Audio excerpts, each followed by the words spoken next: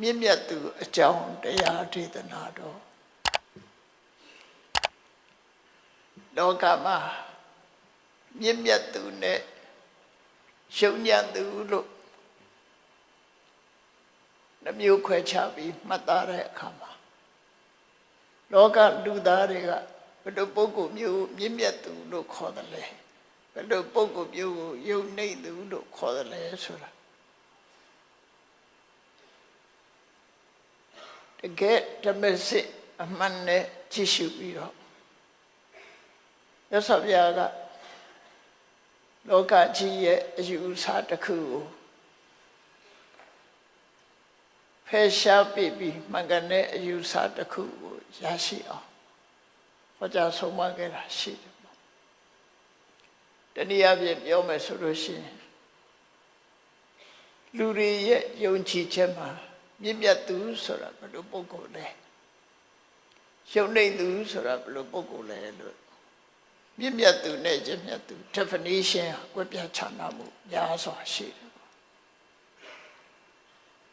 လောကမှာမာရွင်တဲ့အယူဆတွေဟာလူတွေရဲ့စိတ်ကိုလွှမ်းမိုးပြီးတော့လူတွေကမှန်ကန်တဲ့လမ်းကြောင်းပေါ်မရောက်နိုင်ပဲရှိကြတယ်ပေါ့အများစုကမြင့်မြတ်သူဆိုတာဘယ်လိုပုဂ္ဂိုလ်ခေါ်တယ်လဲဆိုရင်မျိုးရိုးစာတိမြင့်မြတ်သူကမွေးဖွားလာရင်မြင့်မြတ်သူလို့ခေါ်တယ်ဥစ္စာဒနာကျွဲဝါချမ်းသာသူတွေကိုလည်းမြင့်မြတ်သူလို့ခေါ်တာတိုင်းပြည်ကိုအုပ်ချုပ်နိုင်တဲ့အာဏာရှိတဲ့ပုဂ္ဂိုလ်တွေကိုလည်းမြင့်မြတ်သူလို့တို့ထင်ကြတယ်အဲ့ဒီလိုလောကလူတွေရဲ့ယုံကြည်ချက်မြင့်မြတ်သူဆိုတာဟာမျိုးစာတိနဲ့အကြောင်းပြုပြီးတော့ခေါ်တာဖြစ်တဲ့အတွက်ကြောင့်မြင့်မြတ်သူတွေဟာဘာတွေပဲလှုပ်သူတို့ကမြင့်မြတ်တဲ့နေရာကိုရထားတဲ့အတွက်ကြောင့်လူဘဝမှာခုခေတ်လို့ပြောမယ်ဆိုရင်အပေါ်ယံဒီလူမလိုက်လို့ခေါ်မှာပေါ့လေထက်စီကနေရာရထားတဲ့ပုဂ္ဂိုလ်တွေကိုမြင့်မြတ်သူလို့သတ်မှတ်ကြလူတွေကလည်းသူတို့ပြောတာဘာပဲဖြစ်ဖြစ်နားထောင်ကြတယ်လေးစားကြတယ်အစင်လာယုံကြည်ချက်ကြီးကအဲ့ဒါလိုရှိလာတယ်အဲ့တော့မြတ်စွာဘုရားကဒီယူဆကြီးကမှန်ကန်လားမမှန်ကန်ဘူးလားဆိုတာကိုရှင်းလင်းဟောကြားတဲ့အခါမြင့်မြတ်သူဆိုတာရဲ့ definition ကိုမြတ်စွာဘုရားကဘယ်လိုဟောတော့ဆိုဘယ်ရှုထောင့်ကချိပြီးတော့မြင့်မြတ်သူနဲ့နှိမ့်ချသူကိုသတ်မှတ်ရမလဲလို့ဆိုမြတ်စွာဘုရားပွင့်တဲ့ခေတ်မှာအိန္ဒိယနိုင်ငံမှာမျိုးဆက်မြင့်မားတဲ့ပုဂ္ဂိုလ်တွေကိုမြင့်မြတ်သူလို့သတ်မှတ်ကြတယ်မျိုးဆက်နှိမ့်ချလို့ရှိရင်တစ်သလုံးနှိမ့်ချသူပဲဖြစ်တယ်ဘလောက်ပဲမိုးပြန်အောင်တော်နေသူဟာတစ်သလုံးနှိမ့်ချသူပဲဖြစ်တယ်မျိုးရိုးပုံမှာမူတည်ပြီးဆုံးဖြတ်တယ်အဲ့ဒီအစဉ်အလာကြီးတစ်ခုကိုမြတ်စွာဘုရားကတော်လှန်ပြောင်းလဲခဲ့တယ်နာစေစာဝတ္တလောဟောတိနာစေစာဟောတိဖြစ်မနောဆိုအတိအလင်းပဲမျိုးရိုးချောင်းလူတယောက်ဟာနှိမ့်ချသူဖြစ်မသွားဘူးမျိုးရိုးချောင်းလူတယောက်ဟာမြင့်မြတ်သူဖြစ်မလာဘူးမြင့်မြတ်သူယုံနှိမ့်သူဆိုတာလူတွေရဲ့မျိုးရိုးနဲ့မဆိုင်ဘူးဒါကိုတိတယ်အိန္ဒိယနိုင်ငံလူအတိုင်းဝိုင်းကြီးတစ်ခုလုံးဟာတုံ့လှုပ်ခြောက်ခြားသွားတယ်။ဘာလို့လို့ဆိုတော့လူတွေရဲ့အစဉ်လာတစ်ခုကိုတော်လှန်လိုက်တာဖြစ်တယ်။ဟောအဲ့တော့မြတ်စွာဘုရားကဘာကိုကြည့်ပြီးတော့ပြောတော့ဆိုကမ္မုနာဝတ္တလောဟောတိကမ္မုနာဟောတိဖြစ်မလို့မြင့်မြတ်သူယုံနေသူဆိုဒီမှာမြင့်မြတ်တဲ့အလုပ်ကိုလုပ်ရင်မြင့်မြတ်သူယုံနှိမ့်တဲ့အလုပ်ကိုလုပ်ရင်ယုံနှိမ့်သူစိတ်သဘောထားနဲ့သူ့ရဲ့လောက်ကင်ဆောင်ရွက်မှုကိုကြည့်ပြီးတော့မြင့်မြတ်သူနဲ့ယုံနှိမ့်သူကိုခွဲခြားသတ်မှတ်တယ် မြို့ရိုးနဲ့မဆိုင်ဘူးဥစ္စာဒနာကျွယ်ဝမှုနဲ့လည်းမဆိုင်ဘူးယာဓုကုန်သိမ့်နဲ့လည်းမဆိုင်ဘူး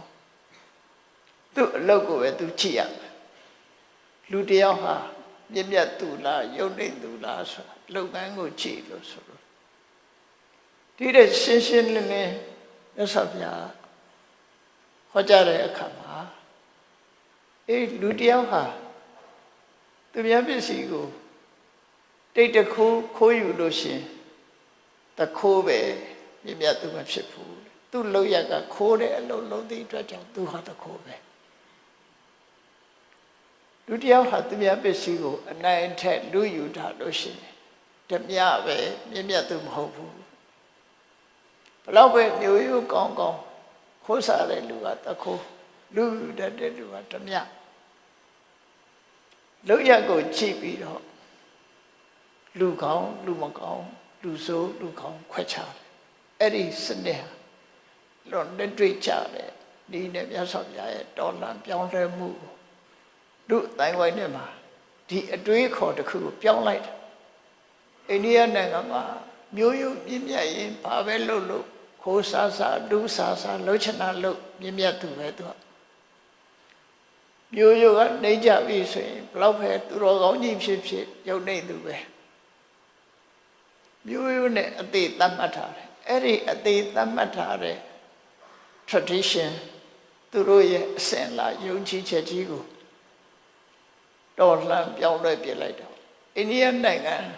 တစ်ခုလုံးဟာတုန်လှုပ်ခြောက်ခြားသွားတယ်ခြောက်ခြားသွားတယ်လက်ခံသူနဲ့လက်မခံသူကွဲပြားခြားနားသွားသို့တော့လူတွေထဲမှာစိတ်ကောင်းနှလုံးကောင်းရှိပြီးရိုးသားဖြောင့်မတ်သူတွေကဒါဟုတ်တယ်ဆိုပြီးတော့လက်ခံလာကြလို့မြတ်စွာဘုရားလက်ထက်ကသူတို့ကိုသူတို့ပြမမင်းကြီးကဝေးတယ်လို့ယူဆထားတယ်ပြမနာတွေဟာမြတ်စွာဘုရားရဲ့တပည့်ကိုခံယူပြီးတော့တကယ်မြင့်မြတ်သူဖြစ်အောင်နေထိုင်သွားခဲ့ကြတယ်ပေါ့အဲ့ဒါဘုရားရဲ့အဆုံးအမရဲ့အောင်မြင်မှုပဲသို့တော့ရေရှည်အောင်မြင်မှုရသလားလို့ဆိုဒီကနေ့မှာအဲ့ဒီစင်လာတစ်ခုဟာပြန်ပြီးရောပါပြောက်ွယ်သွားပြီးတော့မူလရှေးဥဆွေယုံကြည်ချက်အတိုင်းပြန်ဖြစ်သွားပြန်ဖြစ်သွားမြန်မာနိုင်ငံမှာတော့မျိုးရိုးမြင့်မြတ်လို့မြင့်မြတ်တယ်မျိုးရိုးနှိမ့်ကြလို့နှိမ့်ကြတယ်ဆိုတဲ့အယူဆတစ်ခုဟာရှေးတုန်းကရှိကောင်းရှိမဲ့ဖြစ်တော်လဲပဲဒီကနေ့ခေတ်မှာဒါမရှိတော့လူတွေရဲ့ကောင်းထဲမှာမရှိဘူးလူတော်လူကောင်းမြင့်မြတ်သူနဲ့ယုံနေသူဆိုတာကိုကိုချင်းတရားနဲ့ပဲတိုင်းတာပြောဆိုလာကြတယ်ဆိုဒါမှန်ကန်တဲ့လောက်ရတစ်ခုဖြစ်တယ်ဓမ္မစစ်ပရမတ္ထရှုတော်ကနေပြော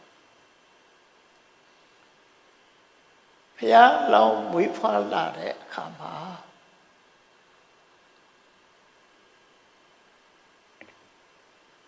မွေးခြင်းခုနဖွားလှမ်းပြီးလောကကြီးကိုကြည့်တယ်အရှိနောက်တောင်မြောက်ကိုကြည့်လိုက်တယ်ကြည့်လိုက်တဲ့အခါမှာသူကြည့်တဲ့အရတိုင်းကလှုပ်လှုပ်ရှားရှားဖြစ်တယ်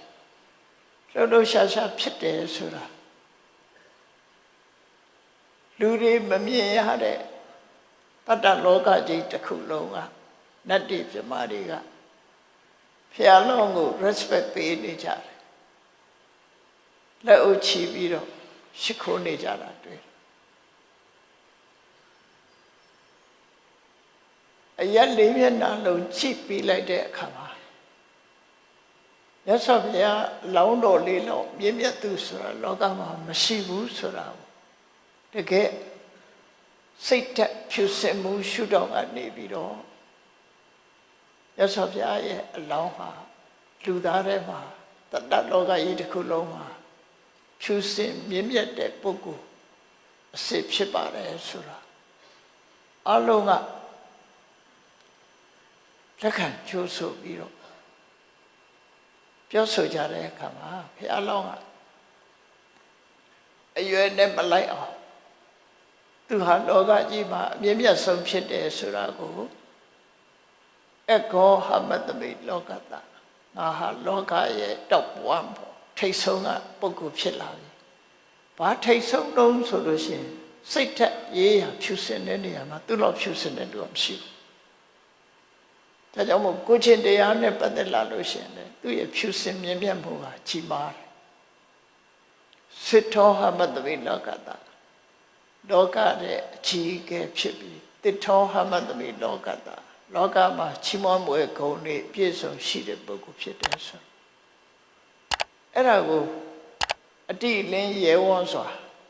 သူ့ရဲ့ပြည့်မြတ်သူမရှိဘူးဆိုတာမမြင်ရတဲ့တရားတွေရဲ့အပိမှုနဲ့ခံယူမှုနဲ့သူကိုယ်တိုင်သူပြန်သုံးသပ်ပြီးတော့ပြောဆိုနိုင်ခဲ့တာမမနာချောင်ပြောဆိုတာမဟုတ်ဘဲနဲ့သူ့အနေနဲ့ဘလောက်ဖြူစင်တယ်လဲဆိုရင်သူ့ရဲ့မြင့်မြတ်တဲ့ပုဂ္ဂိုလ်ဖြစ်လို့ရှိရင်သူကိုယ်တိုင်ကလေးစားဖို့ကြည်တာဖြစ်တယ်ငါရဲ့မြင့်မြတ်တဲ့ပုဂ္ဂိုလ်များရှိသလားရှိရင်သူ respect ပေးမယ်မို့အဲ့ဒီစိတ်ဓာတ်ဟာအလုံးမြင့်မြတ်တဲ့စိတ်ဓာတ်လို့ခေါ်တယ်လောကမှာလူတွေဟာလူတိုင်းဟာကိုယ့်ရဲ့တာရဲလို့မရှိဘူးဘယ်သူကိုမှ respect မပေးနိုင်ဘူးဆိုတဲ့အနေထားတစ်ခုဟာမာနလို့ခေါ်တယ်အဲ့ဒီမာနမျိုးဟာဖျားလောင်မှာမရှိဘူးစိတ်ထဲမှာဖြူစင်တယ်သူ့ရဲ့တာရဲလို့ရှိရင်အလေးပြုဖို့သူဟာဝမလေးဘူးဘယ်သူကိုပဲဖြစ်ဖြစ်ဥညွတ်လေးစားဖို့ဝမလေးဘူးသို့တော့အလုံးကသူ့ကိုဥညွတ်နေချတယ်စိတ်ဓာတ်ဖြူစင်မှုကိုကြည့်ပြီးသူ့ကိုဥညွတ်ဥပမာပါနဲ့တူတယ်လေလို့ဆိုလို့ရှိရင်အလုံးသိနေကြတဲ့တဲ့ကြာပင်ဆိုတာရွှွညွတ်နဲ့မှပေါက်တယ်ရွှွညွတ်နဲ့ပေါက်လာတဲ့ကြာရိုးဟာလေဖြူစင်တန်ရှင်းမှုတလောက်မရှိဘူးကြာရွက်ဒီဟာလည်းပဲဖြူစင်တန်ရှင်းမှုတလောက်မရှိဘူးအဲ့ဒီကြာပင်ကပွင့်လာတဲ့အပွင့်ကလေးချတဲ့အခါကျတော့ကြာရိုးနဲ့လည်းမတူဘူးကြာအမြင့်နဲ့လည်းမတူဘူးကြာရွက်ကြာပန်းနဲ့လည်းမတူပဲနဲ့လုံးဝဖြူစင်တန်ရှင်းပြီးရေတောင်မထိတဲ့အနေထားမျိုးထိအောင်ဖြူစင်တန်ရှင်းသွားတာကြာပင်အတွက်အတန်ရှင်းဆုံးအကောင်းဆုံးဟာကြာပန်းပဲဖြစ်တယ်ပေါ့ဖျားလောင်းဟာလေလောကကြီးမှာသူဟာကြာပန်းတဲ့ဖွယ်ပဲအလုံးအဆိုးတွေကိုလွန်မြောက်ပြီးတော့စိတ်ထက်အရေးရာအနေနဲ့အကျင့်တရားအရေးရာအနေနဲ့လုံးဝအပြစ်တင်စရာမရှိအောင်ဖြူစင်တဲ့ပုဂ္ဂိုလ်ဖြစ်တယ်ဒါကြောင့်မို့လို့အကောဟမတဝိလောကတာလို့သူကသူပြောနိုင်တာဖြစ်တယ်။တမန်အဖြစ်ကြည့်ကြည့်လေကြာယိုးနဲ့ကြာရွက်ကြာပန်း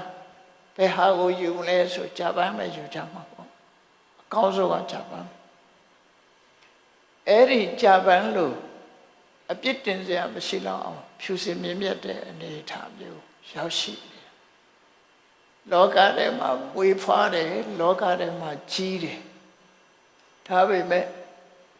လောကရဲ့အနေထားတဲ့တာလွန်ပြီးတော့ဖြူစင်မြင့်မြတ်တဲ့ပုဂ္ဂိုလ်ဖြစ်ရတယ်သူဆိုလိုတာပေါ့အဲ့တော့ဖြူစင်မြင့်မြတ်မှုမြင့်မြတ်သူဆိုတာလုပ်ငန်းနဲ့အလုပ်နဲ့ဆိုင်တယ်အလုပ်နဲ့ဆိုင်တယ်ဆိုတာကိုအတွင်းတစ်ခါပြန်ပြီးတော့ကြည့်တာဒီအလုပ်ကိုဘယ်သူကဥဆောင်နေတယ်လဲဆိုစိတ်ကဥဆောင်စိတ်ကဖြူစင်မြင့်မြတ်ဖို့အရေးကြီးတယ်ပေါ့စိတ်ဖြူစင်မြင့်မြတ်မှသူလုပ်တဲ့အလုပ်ဟာလည်းဖြူစင်မြင့်မြတ်တာဖြစ်တယ်အေးဒါကြောင့်မို့လို့မြင့်မြတ်သူဆိုတဲ့ definition ကိုမြတ်စွာဘုရားက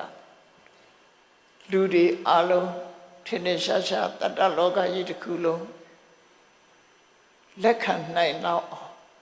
လက်တွေ့ကြကြကောင်းတဲ့အလုပ်လုံးမှဖြူစင်မြင့်မြတ်သူဖြစ်နိုင်တယ်မကောင်းတဲ့အလုပ်လုပ်ရင်ဘယ်လိုပုဂ္ဂိုလ်ပဲဖြစ်ဖြစ်ရာတူဘလောက်ပဲကြီးကြီးစီစဉ်ဥစ္စာတွေဘလောက်ပဲချမ်းသာမျိုးရိုးဘလောက်ပဲကောင်းမဟုတ်တာလုပ်တဲ့လူကမဟုတ်တဲ့လူပဲဖြစ်မှာဟုတ်တာလုပ်တဲ့လူကမဟုတ်တဲ့လူဖြစ်မယ်ဒီသဘောကိုမြတ်စွာဘုရားဟောတာပဲဖြစ် ဒါဟာအလွန်လက်တွေ့ကြတဲ့အရာဖြစ်လို့ဘုန်းကြီးတို့တွေဟာကိုယ့်ကိုယုံကြည်ချက်ကိုပြောင်းရမှာဖြစ်တယ် mindset ကိုပြောင်းအောင်မှာဖြစ်တယ်တို့တွေဟာမြင့်မြတ်သူဖြစ်ချင်ရင်မြင့်မြတ်တဲ့အလုပ်ကိုလုပ်ဖို့လိုတယ်ပတ်စံရှိုံနဲ့မြင့်မြတ်သူဖြစ်မှာမဟုတ်ဘူးရှားဒူးဂုံသိမ်းရှိုံနဲ့မြင့်မြတ်သူဖြစ်မှာမဟုတ်ဘူးမြင့်မြတ်တဲ့အလုပ်လုပ်ပြီးတော့မြင့်မြတ်တဲ့စိတ်နေသဘောထားတွေရှိမှသာလေမြင့်မြတ်သူဖြစ်မယ်ဆိုတဲ့ဟာဒါဟာတကယ်ကိုပရမတ္ထအားဖြင့်စစ်မှန်တဲ့စံတတ်မှတ်ချက်တစ်ခုဖြစ်သွားတယ်။တို့ဆိုရင်လောကမှာယာရုကြီးတဲ့လူကလည်းပြင်းပြတာပဲချမ်းသာကြွယ်ဝတဲ့လူကလည်းပြင်းပြတာပဲသူတို့ကျတော့ဘာလုံးအခုခေတ်ပြောရလို့ဥပဒေထက်ရောက်ကုန်ကြတယ်ပေါ့အဲ့ဒီပုဂ္ဂိုလ်တွေဥပဒေထက်မှာဘယ်သူမှမရှိရဘူးလို့ဆိုရင်ပဲယာရုကြီးတဲ့လူတွေရောက်နေတယ်စီးပွားဥစ္စာတွေချမ်းသာတဲ့လူတွေရောက်နေကြသူတို့ကြတော့ဘာလုံးအပြစ်မရှိဘူးလို့ဖြစ်နေတယ်အေးဥစ္စာရဏမရှိတဲ့ပုဂ္ဂိုလ်ယာတုမရှိတဲ့ပုဂ္ဂိုလ်တွေကဥပဒေအောင်ရောက်ပြီးပြဝတ်နေရတဲ့အနေအထားမျိုးရောက်တယ်ဒါလောကကြီးရဲ့မှားယွင်းချက်တစ်ခုပဲဖြစ်တယ်အစစ်မှန်ကတော့အဲ့ဒါတော့မဟုတ်ပါဘူးလူတယောက်မြင့်မြတ်မှုဆိုတာအလုံးနဲ့သက်ဆိုင်တယ်စိတ်နေသဘောထားနဲ့သက်ဆိုင်တယ်ဒါကြောင့်မို့ individual life နေနဲ့ကိုယ့်ကိုစဉ်းစားအောင်ငါဟာမြင့်မြတ်သူတယောက်ဖြစ်ဖို့အတွက်ဘာလုပ်ရမလဲမြင့်မြတ်သူတယောက်ဖြစ်ဖို့ရအတွက်ငါဟာမြင့်မြတ်တဲ့စိတ်ဓာတ်တွေကိုမွေးရမယ်မြင့်မြတ်တဲ့အလုပ်ကိုလုပ်ရမယ်မြင့်မြတ်တဲ့စိတ်ဓာတ်မွေးပြီးမြင့်မြတ်တဲ့အလုပ်ကိုလုပ်လိုက်တာနဲ့တပြိုင်တည်းငါဟာမြင့်မြတ်သူဖြစ်သွားပြီနော်ကိုယ့်ကိုဆွဲတင်နိုင်ရမယ်အဲ့ဒီဟာလက်တွေ့ချတယ်ဆွဲတင်နိုင်မှုတခုမြတ်စွာဘုရားရဲ့အဆုံးအမတရားတော်တွေကိုမြန်မာနိုင်ငံမှာ17ရာစုနှစ်လောက်ကစပြီးပြည်ဝရောက်ရှိလာတာဖြစ်တယ်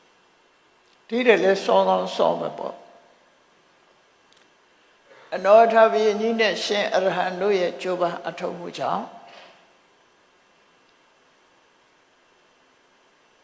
ဗုဒ္ဓဝဆနာလို့ခေါ်တယ်မြတ်စွာဘုရားရဲ့ဆုံးမစကားတွေဟာမြန်မာနိုင်ငံမှာအပြည့်အဝရောက်ရှိလာသို့တော်ရောက်ရှိလာတဲ့ဆုံးမစကားတွေဟာမူရင်းမပြတ်ပါဠိဘာသာနဲ့ရောက်ရှိလာတာဖြစ်တယ်အဲ့ဒီပါဠိဘာသာကနေမြန်မာလူပြန်လိုက်လို့ရှိရင်အဓိပ္ပာယ်ကတူတူပဲဖြစ်သွားမြန်မာလူမျိုးတို့ရဲ့တန်ဖိုးအရှိဆုံး heritage မြန်မာစ heritage အကောင်းဆုံးမြန်မာအမွေအနှစ်ဆိုဒီမှာမြတ်ဗုဒ္ဓရဲ့အဆုံးအမတရားတွေသာလည်းဖြစ်တယ်မြန်မာအမွေနှစ်ရရှိထားလို့မြန်မာလူမျိုးတွေရဲ့စိတ်တွေသဘောထားတွေဟာချီးမွမ်းမွေရတယ်များစွာဖြစ်တယ်သို့တော့မူရင်းကဒီအမွေနှစ်ကိုလေးစားယုံကြည်ပြီးမိမိတို့ရဲ့ရိုးရာယဉ်ကျေးမှုနဲ့နေထိုင်တဲ့ဓလေ့ထုံတန်းစင်လာတွေကဘလို့ပဲကောင်းကောင်းဓလေ့ထုံတန်းစင်လာတွေကိုဖောက်ဖျက်သူမရှိဘူးလားဆိုရှိတာပေါ့အဲ့ဒီလိုဖောက်ဖျက်ပြီးမြမယဉ်ကျေးမှုနဲ့ဆန့်ကျင်တဲ့အလုပ်လုပ်တဲ့လူရှိလို့ရှိရင်တော့ဒါကဲ့ရဲ့ဘွယ်ရှုတ်ချဘွယ်ဖြစ်တယ်ပေါ့တကယ်မြမယဉ်ကျေးမှုနဲ့ထုံတန်းစင်လာကိုကြည့်လိုက်ပဲဆိုရင်မြတ်စွာဘုရားရဲ့အဆုံးအမတွေဟာခန္ဓာကိုယ်သွေးသားတဲ့ထီအောင်ရောက်ရှိပြီးအတွေးကိုကပြောင်းလဲသွားတယ်ဘာသာခြားဖြစ်အောင်တော့မြန်မာနိုင်ငံကဘာသာခြားနဲ့တခြားနိုင်ငံမှာရှိတဲ့ဘာသာခြားမတူကြမြန်မာပြည်မှာကြီးမြန်မာပြည်မှာမွေးပြီးမြန်မာပြည်မှာအနေများတဲ့ပုဂ္ဂိုလ်တွေကသူတို့အယူဆထဲမှာဘာသာတရားကသွန်သင်တာမဟုတ်တော့လည်းပဲအေးကံတရားအတိုင်းပဲပေါ့သင်္ခါရဆိုတာမမြဲဘူးဆိုတဲ့အပြောဆိုပြီးပြောလာတာဘုရားရဲ့အဆုံးအမပဲလေဒါ ကောင်းတာလုပ်ရင်ကောင်းတာဖြစ်မှာပဲမကောင်းတာလုပ်ရင်မကောင်းတာဖြစ်မှာပဲဆိုတဲ့ဒီအတွေးခေါ်တွေဟာလေမြတ်ဗုဒ္ဓရဲ့အဆုံးအမနဲ့ကိုက်ညီတဲ့အတွေးခေါ်တွေဖြစ်တယ်အဲ့တော့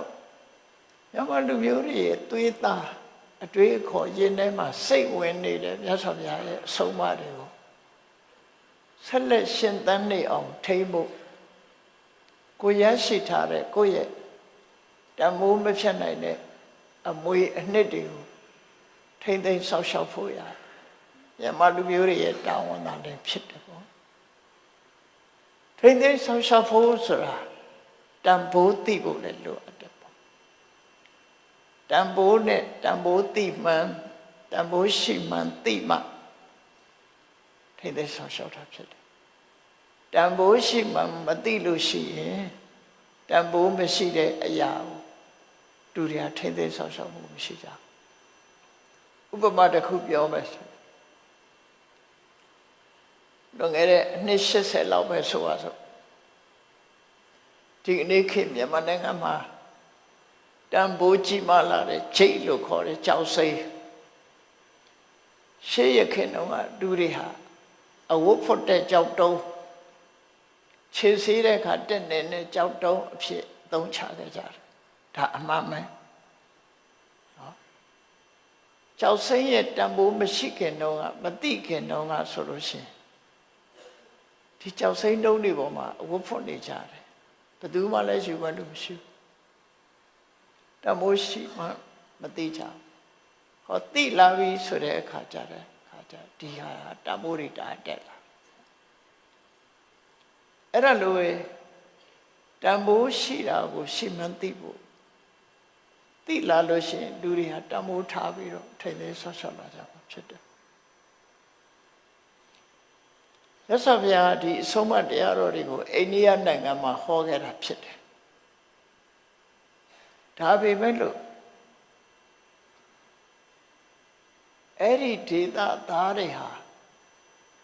ယုံကြည်မှုကတခြားအရာဖြစ်သွားပြီဘုရားရဲ့ဆုံးမတရားတော်တွေကိုကြောခိုင်းသွားကြကြောခိုင်းသွားပြီးတော့တခြားအယူဆတွေပဲမျက်နှာလှည့်သွားတယ်သူတို့ဟာဆုံးရှုံးမှမသိဆုံးရှုံးသွားကံကောင်းကျင်တော့မြန်မာလူမျိုးတွေရဲ့လက်ထက်ဘုရားရဲ့ဆုံးမတွေရောက်ရှိလာလို့မြန်မာလူမျိုးတွေကခဏထီအောင်ဘုရားရဲ့အဆုံးအမတွေကိုထွေထွေပိုက်ပိုက်မျက်မျက်နှိုးနှိုးလိုက်နာကျင့်သုံးပြီးတော့နေချသေးတယ်တန်ဖိုးမသိလို့စွန့်ပစ်လိုက်ပြီဆိုလို့ရှိရင်ကတော့ဒီတရားတွေရဲ့တန်ဖိုးလည်းရရှိကြမှာမဟုတ်တော့ဘူးပေါ့နော်ဒါကြောင့်တန်ဖိုးသိအောင်ကြိုးစားအထောက်ကြမှာဖြစ်အခုတည်းမဲ့ဘလောက်စဉ်းစားကြည့်တယ်လူတယောက်ရဲ့မြင့်မြတ်မှုဟာဘယ်ပေါ်မှာမူတည်တယ်လဲသူ့ရဲ့မျိုးရိုးပေါ်မှာမူတည်တာလားယာဓုပေါ်မှာမူတည်သလားရှိစိမ်ဥစ္စာပေါ်မှာမူတည်သလားဆိုမဟုတ်ဘူးသူ့ရဲ့လုပ်ရက်ပေါ်မှာမူတည်တယ်သူ့ရဲ့စိတ်ဓာတ်ပေါ်မှာမူတည်တယ်ဆိုဘလောက်ခြေနဲ့ဆရာကောင်းတဲ့လက်ခံနိုင်စရာကောင်းတဲ့အဆိုမိတ်နဲ့စဉ်းစားကြည့်လူတယောက်ဟာစိစိမ်ဥစ္စာရအောင်မရှာနိုင်ဘူးဆိုရင်တစ်သလုံးအောက်တန်းကြယာဓုတိုးတက်အောင်မလုပ်နိုင်ဘူးဆိုရင်လည်းတစ်သလုံးအောက်တန်းကြမြင့်မြတ်တဲ့လူဖြစ်ဖို့ဆိုတာသူ့အတွက်ဖလမ်းမရှိဘူးဟောမြတ်စွာဘုရားအဆုံးအမကိုကြည့်လိုက်ပြီဆိုရင်မြင့်မြတ်သူဖြစ်ဖို့ဟာယာဓုနဲ့လည်းမဆိုင်ဘူးပစ္စည်းဥစ္စာနဲ့လည်းမဆိုင်ဘူးကိုချင်းတရားနဲ့သူ့ရဲ့လောက်ရနဲ့ပဲသက်ဆိုင်တယ်စိတ်ဓာတ်နဲ့ပဲသက်ဆိုင်တယ်ဆိုဘလောက်ချိန်နဲ့ဆရာကောင်းလဲလူတိုင်းအတွက်အခွင့်အလမ်းတွေပွင့်တယ်တူတယောက်အတွက်အခွင့်အလမ်းပွင့်တာမဟုတ်ဘူးဒီယူဆလူတိုင်းအတွက်အခွင့်အလမ်းပွင့်သွားကိုယ်တိုင်မြင့်မြတ်ချင်ရင်ကိုယ်ပေါ်မှာမူတည်တယ်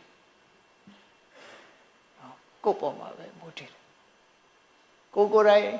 နှိမ့်ချသူဖြစ်အောင်လဲကိုယ်တိုင်လှုပ်ထားပဲမြင့်မြတ်သူဖြစ်အောင်လဲကိုယ်တိုင်လှုပ်ထားပဲဆိုကိုအာကိုရမယ်အတ္တဟိအတ္တနောနာထောမိမိတည်တာလဲမိမိရဲ့အာကိုရာဖြစ်တယ် ကိုလှုပ်ရင်ဘာလို့ဆိုဖြစ်တယ်ဆိုတဲ့အယူဆတစ်ခုဟာဘလောက်ကျဉ်းတတ်စရာကောင်းအဲ့လိုမဟုတ်ဘဲနဲ့တသက်တာလုံးတစ်ခုခုမှီးနေရလူတွေကပြောတော့ပြောတယ် freedom ကိုကြိုက်ကြတယ် independent လွတ်လပ်နေချင်တယ်လို့ပြောကြတယ်သို့တော့လူကတော့လွတ်လပ်တဲ့ထင်ပေမဲ့အတွေးခေါ်တွေကချုပ်ကင်ထားတယ်ကိုတခါတော့ကနိုင်ငံခြားမှာအမျိုးသမီးတယောက်နဲ့ဆုံတော့စကားပြောတော့ခါသူကဘာပြောတော့ဆိုသူက free thinker တဲ့ခုခေတ်က free thinker လို့ဆိုတာကိုကြိုက်တာကိုလုပ်တဲ့သဘောပေါ့နော်အေး free thinker ဆိုတာဘုရားရဲ့အဆုံးအမပဲလို့ဘုရားရဲ့တွေးတောယုံကြည်မှုဟာအမှန်တရားပေါ်မှာအခြေခံထားတယ်ဆိုတော့တကယ် free ဖြစ်တယ်အမှန်တရားဆိုတာအလုံးအတွက်ပဲလေ free မဖြစ်တာပါတော့ဆိုရင်ကိုယ့်ကိုဖန်ဆင်းနေတဲ့ပုဂ္ဂိုလ်တယောက်ရဲ့အဆုံးအမနဲ့နေရတယ်ဆိုလို့ရှိရင်ကိုယ့်ထက်ကကိုယ့်ကိုဖန်ဆင်းနေတဲ့ပုဂ္ဂိုလ်သူ့ဘောင်မကျော်နိုင်ဘူးပေါ့ဘုရားသခင်လိုတော်ချဆိုတဲ့အထဲမှာသူကနစ်မြုပ်သွားတယ်တခြားအဆုံးအမတွေဘာသာတရားတွေအတိုင်းပဲဆိုလို့ရှိရင်သူ့ကိုယ်သူနစ်မြုပ်သွားတယ်လို့ဖြစ်တယ်free thinker လို့ဆိုတဲ့ဟာအဓိပ္ပာယ်ကောင်းအောင်ယူမယ်ဆိုရင်လက်တွေ့ကြတဲ့ကိုယ့်ဘဝကိုကိုယ်တိုင်ပဲ we are our own architect ကိုယ့်ရဲ့ architect ကိုယ်ဘယ်လိုပုံဖော်ခြင်းလဲကိုယ့်ဘဝကိုကြိုက်တဲ့ပုံဖော်လို့ရတယ်ကိုကြိုက်တဲ့ပုံဖော်ရဲဆိုတာသပင်ပုံတွေတို့ခန္ဓာကိုယ်ပြုပြင်တာတွေကိုပြောတာမဟုတ်ဘူးရုပ်ပုံကိုပြောတာမဟုတ်နော်ဘဝမှာကိုကြိုက်တဲ့လမ်းကြောင်းကိုရွေးပြီးတော့ကိုသွားလို့ရတယ်ဒါ free ပဲကိုကြိုက်တဲ့ပုံဖော်လို့ရတယ်ကိုအဲ့ဒီကိုကြိုက်တဲ့ပုံဆိုတဲ့ဟာကိုအကောင်းဆုံးဖြစ်အောင်လုပ်နိုင်ပြီဆိုရင်ကိုကြိုက်တဲ့ဟာဖြစ်မှာကိုကအကောင်းကြိုက်တယ်မဟုတ်တာလုပ်တယ်ရတာမဟုတ်တာတွေဖြစ်တယ်ဆိုဒါကိုကလမ်းမှားနေပြန်ပေါ့အဲ့ဒါကိုဖြစ်ချင်တဲ့အတိုင်းဖြစ်အောင်ဆိုလို့ရှိရင်သူဟာဓမ္မစစ်လမ်းကပဲရှောင်အောင်မှာဖြစ်တယ်မမကန်တဲ့အတွေးခေါ်တွေနဲ့မကန်တဲ့လောက်ရတဲ့နဲ့သွားရင်သူဟာကိုကြိုက်တာဖြစ်လာမှာမဟုတ်ဘူးဒါကြောင့်မို့ဘုရားဘာသာဘုရားရဲ့အဆုံးအမတရားတော်တွေဟာ free thinker ပဲကိုယ့်ဘဝကိုရွေးချယ်ခွင့်ရှိတယ်ကိုယ်ဘာဖြစ်ချင်တယ်လဲရွေးချယ်လို့ရတယ်နောက်ဆုံးပဲဘယ်လောက်ထိအောင်မရွေးချယ်ရဘူးဆိုတာတခုမှမရှိဘူးကိုယ်ဟာလောကမှာအထွတ်ထိပ်ရောက်သွားတဲ့အဖြူစင်မြင့်မြတ်ဆုံးပုဂ္ဂိုလ်ဗုဒ္ဓဖြစ်ချင်သလားရွေးချယ်လို့ရတယ်ဘယ်သူမှမင်းမမီဝဘူးလို့ပြောတာမရှိဘူးเนาะဒါကြောင့်မို့လို့ဘုရားဘာသာထဲမှာမဟာယာနဗုဒ္ဓဘာသာဆိုရှိတယ်ချိုင်းနာတို့ဂျပန်တို့ကိုရီးယားတို့မှာထွန်းကားတဲ့ဘုရားဘာသာတွေလူတိုင်းမှာဗုဒ္ဓနေချာရှိတယ်လို့သူတို့ယူဆတယ်ဗုဒ္ဓနေချာသူတို့ပြောလို့တာလူတိုင်းဖျားဖြစ်ခွင့်ရှိတယ်လို့ပြောတာဒါမှန်တယ်ဖျားဖြစ်ခွင့်ရှိတယ်သို့သောလုပ်ငန်းစဉ်အတိုင်းလုပ်ရလိမ့်မယ်ဒီတိုင်းတော့မဖြစ်နိုင်ဘူးဘာပဲဖြစ်ဖြစ်လမ်းကြောင်းတစ်ခုဟာကိုယ့်အတွက်ပိတ်နေတာမဟုတ်ဘူးဖွင့်နေတယ်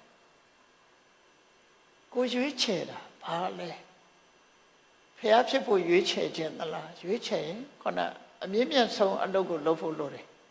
ဖျားဆိုတာအမြင့်မြတ်ဆုံးပုဂ္ဂိုလ်ပဲအဲ့ဒီအမြင့်မြတ်ဆုံးအလုပ်ကိုလုံးနိုင်ပြီဆိုရင်ကိုဟာဖျားဖြစ်မှာ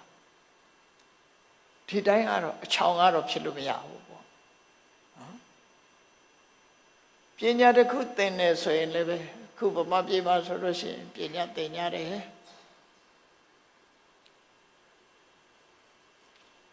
ဆေးသင်နေဆိုလို့ရှိရင် သူသတ်မှတ်ထားတဲ့ကာလဒါတွေလေးလက်ဖတ်ရှုဖို့လိုတယ်အင်ဂျင်နီယာဖြစ်ဖို့ဆိုလဲသတ်မှတ်ထားတဲ့ကာလဖတ်ရှုလေ့လာဖို့လိုဒါလုံးဝပဲလုပ်ကိုလုပ်တယ်ဖျားဖြစ်ချင်တယ်ဆိုလို့ရှိရင်လည်းဖျားဖြစ်လောက်တဲ့အတိုင်းအတာတွေဟာကန့်သတ်တရှိတယ်အဲ့ဒါကိုလေ့ကျင့်ရမှာဖြစ်တယ်ဖျားဖြစ်ချင်လို့လေ့ကျင့်ရမယ့်အချက်တွေဟာအလုံးသိကြတဲ့အတိုင်းပဲပါရမီ7ပါးလို့ခေါ်တယ်ပါရမီ7ပါးဆိုတာပါရမီဆိုတဲ့စကားလုံးကမြန်မာလူမျိုးတွေကတော့ယိုးနေတာလမ်းလည်းပါရမီလမ်းလို့ခေါ်တာရင်တော့ဘာစကားတွေကလည်းပါရမီဘာစကားအဲ့ပါရမီဆိုတဲ့အဓိပ္ပာယ်ကမြင့်မြတ်သူတို့ရဲ့အလုပ်လို့ပြောတာမြင့်မြတ်သူဖြစ်ချင်ရင်အဲ့ဒီအလုပ်ကိုလုပ်ရင်အလုပ်ကနေကိုယ်ရိုးတင်ပေးလိုက်မြင့်မြတ်သူဖြစ်သွားတယ်ပရမတ္တဣဒံပရမတ္တဧတာပါရမီမြင့်မြတ်သူရဲ့စိတ်နေသဘောထားမြင့်မြတ်သူရဲ့လုပ်ငန်းဒါကိုပါရမီလို့ခေါ်တာဖြစ်တယ်အဲ့ဒါလည်းကန့်သတ်ထားတာရှိတယ်ဘယ်အလုပ်တွေဟာမြင့်မြတ်တဲ့အလုပ်တွေလဲလောကမှာဒီလူတယောက်ဟာနိုဘယ်နဲ့ဣဂနိုဘယ်နှစ်ခုရှိနိုဘယ်ဆိုတာမြင့်မြတ်သူဣဂနိုဘယ်ဆိုတာမြင့်မြတ်သူပေါ့ဆိုင်ရာစိတ်တွေသဘောထားနဲ့တို့ရတွေကိုချိပြီးနိုဘယ်နဲ့ဣဂနိုဘယ်ကိုပြောတာအဲ့တော့ကောင်းပြီဘုန်းကြီးတို့တွေနိုဘယ်ဖြစ်ချင်တယ်အဲ့ဒီနိုဘယ်ဆိုတဲ့စကားလုံးကိုဗျမလို့သုံးတယ်အိန္ဒိယစကားလုံးနဲ့ရဟမဒါနဲ့ပတ်သက်ပြီးပြောရမယ်ဆိုရင်ဖတ်တဲ့အခါမှာအိန္ဒိယသံနဲ့မြန်မာလူမျိုးတွေကတော့ဗျမလို့ပဲဖတ်လိုက်တယ်အိန္ဒိယသံနဲ့ဖတ်မယ်ဆိုဗြဟ္မအဲ့လိုဖတ်တယ်အဓိပ္ပာယ်ကမြင့်မြတ်သူလို့အဓိပ္ပာယ်ရတယ်မြန်မာပြည်ကိုတစ်ချိန်တုန်းကဘာမှလို့ခေါ်ခဲ့တာအလုံးသိကြပါတယ်ဗမာပြည်ကိုဘာမှလို့ခေါ်တယ်ဗမာလူမျိုးတွေကိုဘာမစ်လို့ခေါ်တယ်ဗမာစကားကိုလည်းဘာမစ်လို့ခေါ်တယ်အဲ့ဒီအနေခုမြန်မာသေးချာစဉ်းစားကြည့်လို့ရှိရင်မြန်မာလူမျိုးတွေကိုဘာကြောင့်ဘာမှလို့ခေါ်ခဲ့တာတော့ဆိုလို့ရှိရင်ဘုန်းကြီးတို့စဉ်းစားမိတော့ပြောတာပါမှန်ရင်လည်းမှန်မယ်မမှန်ရင်လည်းမမှန်အိန္ဒိယနဲ့မြန်မာနိုင်ငံဟာအင်္ဂလိပ်ခေတ်ကတနိုင်ငံနဲ့အဖြစ်ပေါင်းစပ်ထားတာအလုံးသိမယ်တမိုင်းကြောင်းကြည့်လိုက်မြန်မာအိန္ဒိယနိုင်ငံရဲ့ပြည်နယ်တစ်ခုပဲမဏိပူရအတန်တို့နာမှာဗြဟ္မပုတ္တရဆိုရယ်မြစ်ရှိတယ်အဲ့ဒီဗြဟ္မပုတ္တရမြစ်ရဲ့ဒီဘက်ကိုဗြဟ္မဒေရှလို့ခေါ်တယ်သူတို့ဒေရှဆိုတာဒေသပဲအခုရန်ကုန်တိုင်းဒေသကြီးခေါ်တဲ့ဟာပြောလို့ပေါ့ဗြဟ္မဒေရှအဲ့ဒီအိန္ဒိယနိုင်ငံကလူတွေနဲ့တွေ့ရင်မြန်မာကိုဘယ်လိုခေါ်လို့ဆိုဗြဟ္မနဲ့ခေါ်တယ်သူတို့ဗြဟ္မဒေရှကလူတွေကိုဗြဟ္မလို့ခေါ်တယ်အင်္ဂလိပ်ကအိန္ဒိယကိုအရင်သိမ်းသွင်းတဲ့ကိုလိုနီဖြစ်အောင်ပြီးတော့မှအိန္ဒိယကလူတွေနဲ့မြန်မာပြည်ကိုသိမ်းယူတယ်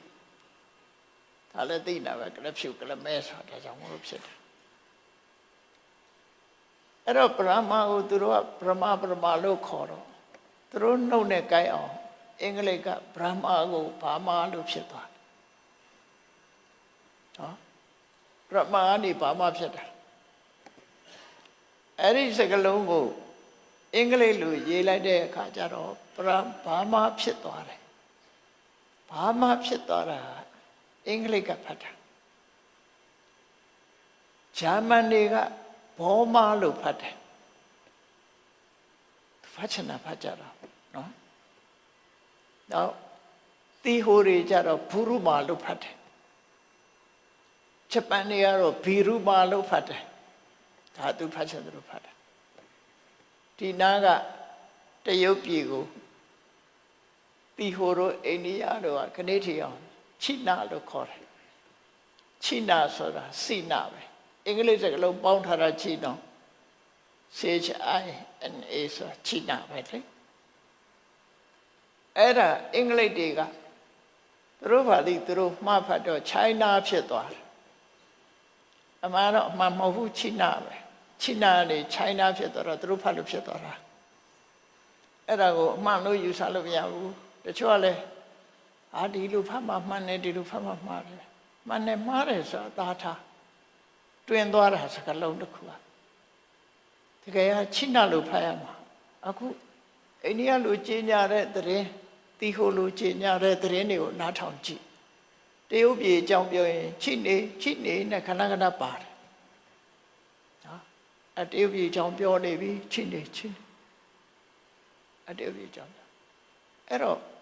ချိနာကနေပြီးတော့ China ဖြစ်သွားတာဘယ်သူလက်ချက်တော့ဆိုအင်္ဂလိပ်ရဲ့လက်ချက်ကြည့်အောင်အိန္ဒိယနိုင်ငံရဲ့တောင်ဘက်မှာအခုဗမာတွေတောင်တော့လဲနေကြတယ်တငါးတဲ့ရွာလေးလေမော်လဒိုင်လို့ခေါ်တယ်ဒါကဘာမှဖြစ်ငါဖတ်နေနေရတယ်တငါးတဲ့တွေပဲရှိတယ်ဒါပေမဲ့အခုသူကနိုင်ငံလေးတစ်နိုင်ငံဖြစ်သွားလဲနေကြတယ်အဲ့ဒီဟာရဲ့နာမည်အစစ်ကမာလာဓိပမာလာဆိုတာပန်းမယ်နော်မာလာဓိပကိုသူတို့စကားနဲ့ဖတ်တဲ့အခါကျတော့မာလတိလို့ဖတ်တယ်ဓိပကပအောင်ဖြုတ်ပြီးမာလတိလာအတန်ပြအောင်မဖတ်တော့တယ်မာလတိလို့အင်္ဂလိပ်ကမှားဖတ်လိုက်တော့မော်ဒိုက်ဖြစ်သွားပြန်ရောနော်စကားလုံးအဓိပ္ပာယ်ကမာလတိအဲ့နားလေးမှာတီဟိုဂျွန်နဲ့သူကရှင်ရဲလို့နေတာအိန္ဒိယမြေပုံကြီးရဲ့တောင်ဘက်ဖြားမှာနဲ့အရှေ့ဘက်မှာတီဟိုဂျွန်ကိုတော့လင်္ကာဒီပလို့ခေါ်တယ်ဒါသူတို့ခေါ်ရတာကျွန်းမဲ့ဒီပဆိုတာအဲ့ဒါကိုသူတို့ဒေသတန်နဲ့ပြောလိုက်တဲ့အခါလက်ကတိတဲ့လက်ကတိလို့ဖတ်တယ်လက်ကတိဆိုတာလင်္ကာဒီပပဲလက်ကတိအဲ့ဒါလို့ဖတ်တာတွေကိုကြည့်ပြီးလင်္ကာဒီပလက်ကတိမာလာဒီပမာလဒီအဲ့ဒီကျွန်းနှစ်ကျွန်းကိုအင်္ဂလိပ်ဖတ်လိုက်တဲ့အခါကျတော့မှခုနလိုမော်ဒိုက်တွေပါဖြစ်ကုန်များနာပဲနော်အဲ့ဒါကိုပဲအမှန်ယူနေကြတယ်အဲ့တော့ဆိုလိုချင်တာကဗမာတွေကိုဘာလို့ဘာမာလို့ပြောတာတော့ဆိုဗြဟ္မတိရှာကလူတွေမို့ဗြဟ္မာတွေလို့ပြောတာဗြဟ္မာဆိုတဲ့အဓိပ္ပာယ်ကမြင့်မြတ်သူလို့အဓိပ္ပာယ်ရတယ်ကိုယ့်အကိုဂုဏ်ယူခြင်းယူဖို့နော်မြင့်မြတ်သူဆိုတဲ့အဓိပ္ပာယ်ရသို့တော့မြင့်ရဲ့နာမည်ကဗြဟ္မဗုဒ္ဓခရီးလေဗြဟ္မဗုဒ္ဓလို့ခေါ်တာပဲဗြဟ္မဗုဒ္ဓမြင့်ဒီတဲ့တေချာကြည့်ရင်ဗြိတိရှရဲ့ empire မြေပုံထဲမှာကြည့်အိန္ဒိယနဲ့တွဲရဲ့information တစ်ခုပေးရမယ်ဆိုရင်ဗာရာဏသီရောက်တဲ့အခါမှာဗာရာဏသီမြို့တနေရာမှာဒီစချင်ကြောက်နဲ့ထွင်းထားတဲ့အိန္ဒိယတိုက်မြေပုံကြီးရှိတယ်ဗာရာဏသီမြို့ထဲမှာအမြေပုံကြီးသွားကြည့်ရင်ဗမာအိန္ဒိယရဲ့ဒေသတစ်ခုအနေနဲ့အဲ့ဒီမှာရေးထားတယ်ဗြဟ္မတိရှာလို့ရေးထားတယ်နော်ဗြဟ္မတိရှာအဲ့တော့သူခေါ်ခြင်းခေါ်တာပဲလေကိုကလည်းသူတို့ကလားလို့ခေါ်တာခဲ့နောက်ဟိုဘက်ကလူတွေကြတော့တရုတ်လို့ခေါ်ပြန်တယ်တရုတ်ကတော့ဗမာတွေကိုမြင့်တင်းလို့ခေါ်ပြန်ရောမြင့်တင်းလို့ခေါ်တယ်အဲ့တော့ခေါ်ကြတာခေါ်ကြတာပဲကြာကိစ္စမရှိနော်ခေါ်ကြတာခေါ်သို့တော့ကိုယ့်ကိုစစ်မှန်သိဖို့နဲ့ခုနပြောတဲ့ကောင်းတဲ့အလုပ်လုံးမှမြင့်မြတ်သူဖြစ်တယ် မကောင်းတဲ့လို့ရင်မြင့်မြတ်တဲ့လူမဖြစ်ဘူးဆိုတဲ့မြတ်စွာဘုရားရဲ့အဆုံးအမတရားတော်ဟာသွေးထွက်အောင်မှတ်တယ်အမှန်ပဲဖြစ်တယ်ကိုယ်တိုင်မြင့်မြတ်ခြင်းမြင့်မြတ်တဲ့အလုပ်ကိုလုပ်ကြအမှာဖြစ်တယ်နေကြတဲ့အလုပ်လုပ်ရင်ကိုဟာဘလောက်ပဲမြင့်မြတ်သူဖြစ်ခြင်းတော့လဲနေကြသူပဲဖြစ်မယ်အလုပ်ကနေကိုယ်ကိုစံသတ်မှတ်သွားလိမ့်မယ်စိတ်နေသဘောထားတွေကစံသတ်သွားမှာလေစိတ်ထားမြတ်မှလူဟာမြင့်မြတ်တာဖြစ်တယ်ပေါ့ကောင်းပြီတဖြင့်စိတ်ထားမြတ်အောင်ဘယ်လိုလုပ်ရမလဲဘယ်ဟာကိုမြင့်မြတ်တဲ့စိတ်လို့ပြောရမလဲလူဆိုတာအတိုင်းအဝိုင်းနဲ့နေတတ်တဲ့သရဝတစ်မျိုးအဲ့ဒီအတိုင်းအဝိုင်းနဲ့နေတဲ့အခါမှာ family society သူ family ကို family ကိုရှိတယ်အဲ့ society လူသားအတိုင်းအဝိုင်းပေါ်မှာအကျိုးစီးပွားကိုလိုလားတဲ့စိတ်ဓာတ်ဆိုတာမေတ္တာမေတ္တာဆိုတာအမုန်းကင်းစင်တဲ့စိတ်တွေသဘောထားကိုပြောတယ်လူတယောက်ပေါ်မှာမကျေနပ်တာတွေမရှိဘူးမုန်းတီတာတွေမရှိဘူးသူရဲ့အကျိုးစီးပွားကိုလိုလားတယ်လူတိုင်းကိုချမ်းသာစေခြင်းနဲ့စင်ပြေစေခြင်းနဲ့ဆိုစိတ်ဓာတ်တွေကိုမွေးကြည့်လိုက်နော်ဘသူပဲတွေ့အလုံးအကျိုးစီးပွားလိုလားတယ်ဘသူပဲဖြစ်ဖြစ်ချမ်းသာတယ်အလုပ်ကိုင်းစေပြေတယ်စာဝတ်နေပြည့်စုံတယ်အလုံးကချမ်းသာကြတယ်ပြုံးရွှင်ပြီးတော့နေကြတယ်ဆိုအလုံးကျင့်တတ်ရှာကိုယ်စိတ်ဓာတ်ကအဲ့လိုမြင့်မြတ်တဲ့စိတ်ဓာတ်တွေမွေးလိုက်ပဲဆိုဒါမေတ္တာလို့ခေါ်တယ်မေတ္တာရဲ့သဘောကဘာလို့ဆိုရင်အမုန်းကင်းစင်ခြင်းပဲလူတွေကမေတ္တာပို့တာကိုမေတ္တာလို့ထင်နေကြတာလူကြားကောင်းမေတ္တာပို့တယ်ရှင်တွေကဒေါသကိုတော့ဒီတိုင်းပဲသိမ့်ထားတယ်မကျေနပ်ဘူးဘသူဖြင့်တကွေးတော့တဲ့မယ်စိတ်ခေါ်ရင်တိမ်ပေါ်ထီအောင်လိုက်အောင်မယ်နဲ့အညိုးတေးတွေနဲ့လှုပ်လို့ရှိကြတယ်လို့မကျေနပ်ချက်တွေကရင်ထဲမှာရှိတယ်မကျေနပ်ချက်ကိုရင်ထဲမှာတူထားနေလို့ရှိရင်ကိုယ်ကမေတ္တာပြေဝသူမဟုတ်ဘူးအဲ့ဒါဘသူဘောဖြစ်မကျေနပ်ဘူးဘသူကတော့မုန်းတယ်ဆိုတဲ့စိတ်ဓာတ်မျိုးတွေထားနေသေးတယ်ဆိုလို့ရှိရင်ဒါဖြူစင်မြင့်မြတ်သူမဖြစ်ဘူးအဲ့ဒါမေတ္တာဆိုတာအကန့်အသတ်မရှိရဘူးသို့တော့မြန်မာလူမျိုးတွေကမေတ္တာဆိုတဲ့ဖြူစင်မြင့်မြတ်တဲ့အသုံးကိုချစ်တာနဲ့သွားလဲနေကြပြန်ဘယ်သူပေါ်မေတ္တာရှိတယ်ဘယ်ဝါပေါ်မေတ္တာရှိတယ်အဲ့ဒါက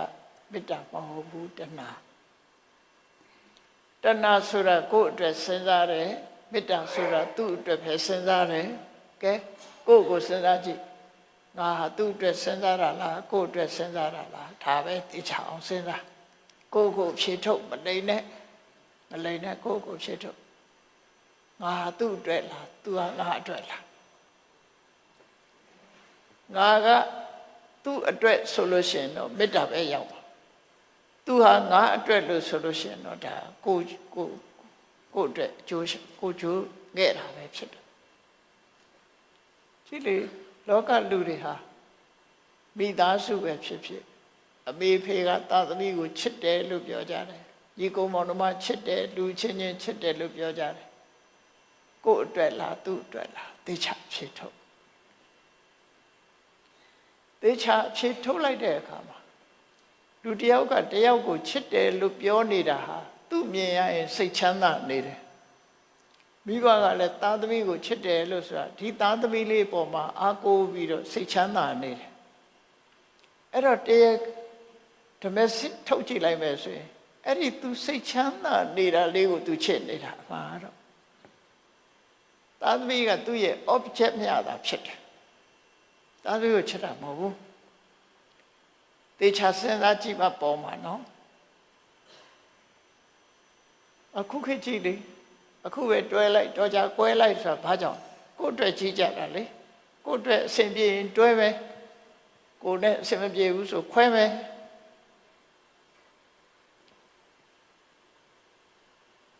အဲ့တော့ကိုယ့်အတွက်ချိနေသမျှတော့သူကမေတ္တာမဖြစ်ဘူး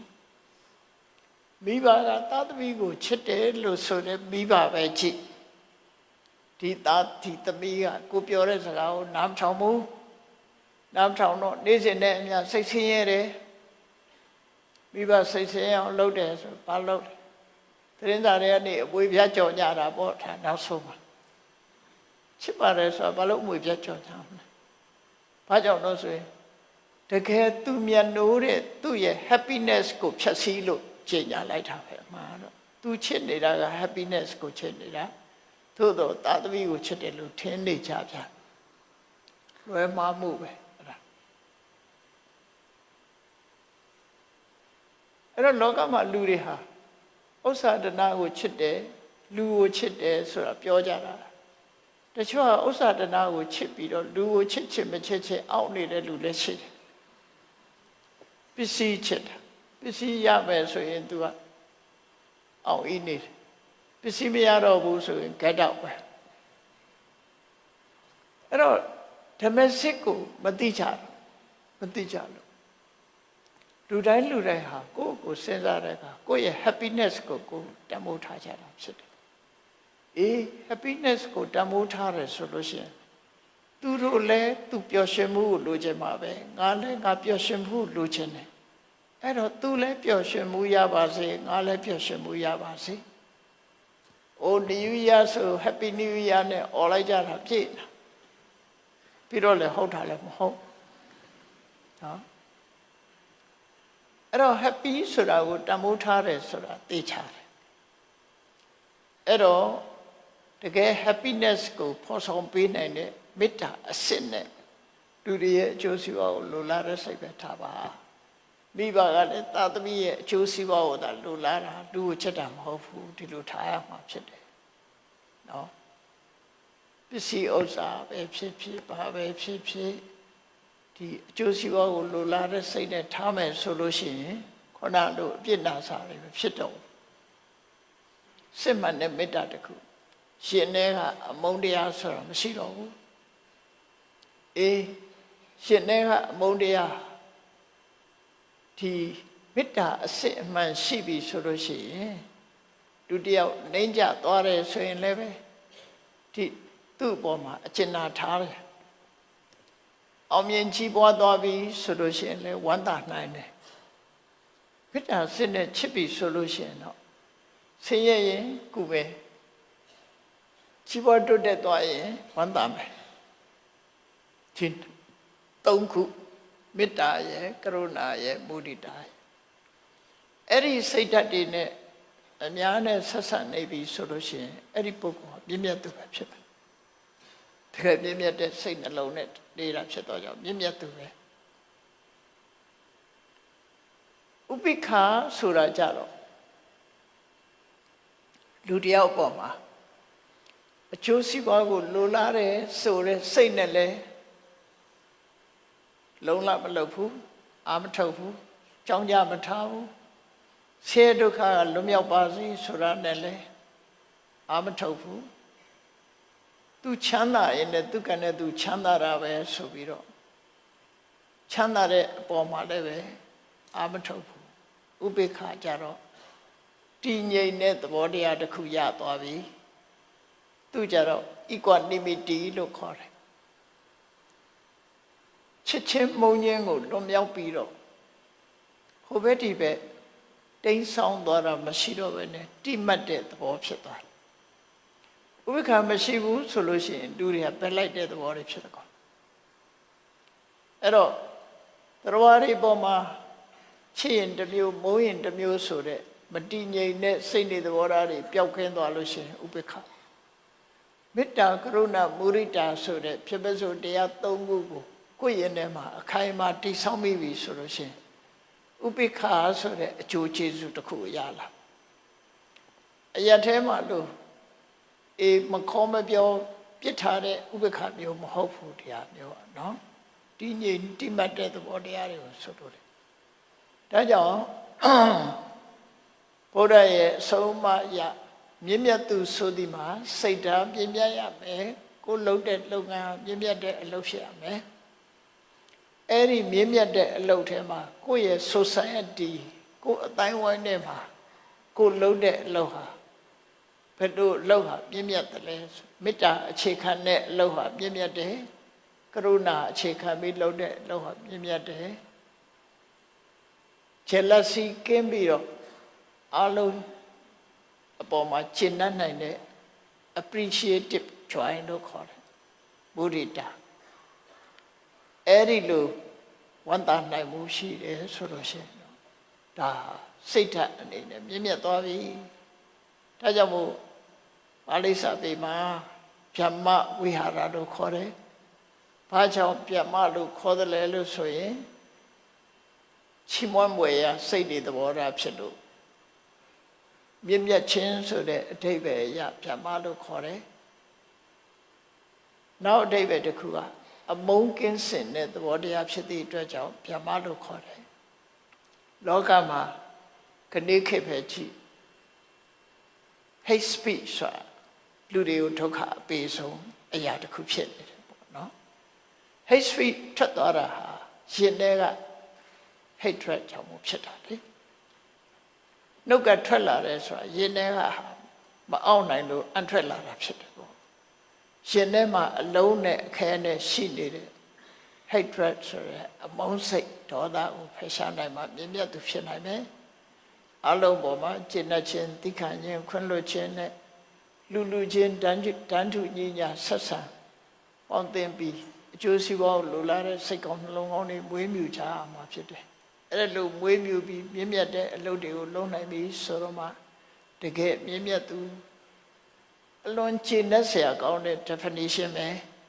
ကိုယ်တိုင်မြင့်မြတ်သူဖြစ်ချင်ရင်မြင့်မြတ်တဲ့စိတ်ဓာတ်ကိုမွေးပါမေတ္တာကရုဏာမုဒိတာဥပေက္ခအဲ့ဒီမြင့်မြတ်တဲ့စိတ်နေသဘောထားတွေကိုအခြေခံပြီးတော့မြင့်မြတ်တဲ့အလုပ်တွေကိုလုပ်ပါလုပ်ရင်ကိုဟာအဆမ်းမရှိဘူးမချမ်းသာဘူးဆိုနေပါစေရှားတို့မကြည့်ဘူးဆိုလည်းနေပါစေကိုဟာအောက်တန်းကြတဲ့စိတ်တွေသဘောထားရှိတဲ့လူမဖြစ်လို့ရှိရင်ကိုဟာမြင့်မြတ်သူပဲဖြစ်ပါတယ်ဆိုတဲ့ဒီဟာရသော်ဗျာရဲ့အဆုံးအမတရားကိုမှတ်သားနိုင်ယူပြီးကြာပန်းမှာကြာပင်တစ်ပင်လုံးမှာကြည့်လိုက်ရင်ကြာပန်းဟာအပြစ်ကင်းစင်တဲ့တန့်စင်မွန်မြတ်တဲ့အရာဖြစ်တယ်လို့လူတွေမှလည်းပဲ